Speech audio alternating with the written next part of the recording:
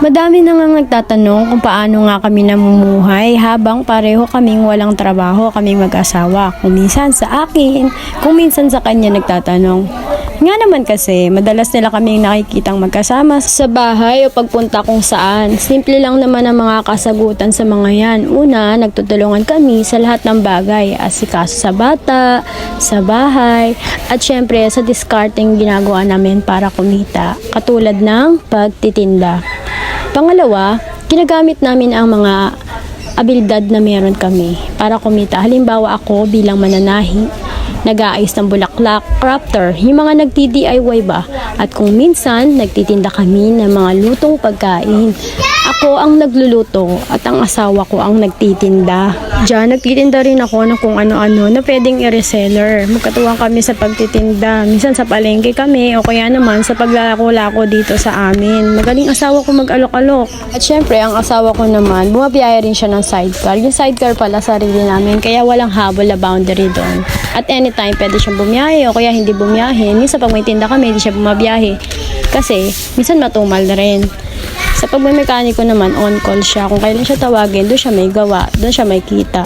Ang pinakapaborito ko sa lahat ay ang pagkasama ko siya sa pamimili o kaya naman sa pagtitinda. Pero syempre, hindi sa lahat ng pagkakataon aayon sa ganung bagay. Kung minsan kasi may napag-iiwanan kami ng mga anak namin. Pero kung minsan wala, kaya obligado. Kapag wala, isa maiwan dito, isa mamimili. Pangatlo, kahit pa paano may napundar kami katulad ng sidecar, ay ngayon naman yung impact na yan, yung tools na yan, para kahit pa paano may pang extra siya sa paggawa-gawa ng mga motor.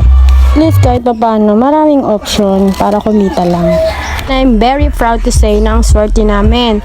Binigyan kami ni Lord ng mga taong tunay nagmamalasakit sa amin. Like doktora, binigyan kami na makina. Although nakwento ko lang sa kanya na may tinahi ako, DIY ko yung pamasko ng mga anak ko. And then doon na nagkaroon siya ng naisip niya na meron daw siyang makina na na-stock lang. So kaysa may stock lang, ibinigay niya na lang sa akin. At yun, nagagamit ko pang repair.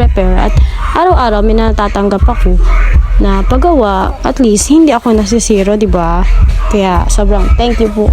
Thank you po, Dr. Evelyn. At sana nasagot ko ang inyong mga katanungan. Ayan, sana malinaw sa inyo na hindi lahat ng hindi empleyado ng isang kumpanya is parang pagtataka na bakit nabubuhay kahit hindi empleyado ng isang kumpanya. Discarding malupit, maliit man yung kitain, malaki, basta tuloy-tuloy, di ba? Tulungan. Ano yan? Uusad yan. Ang importante walang utang, nakapagbayad.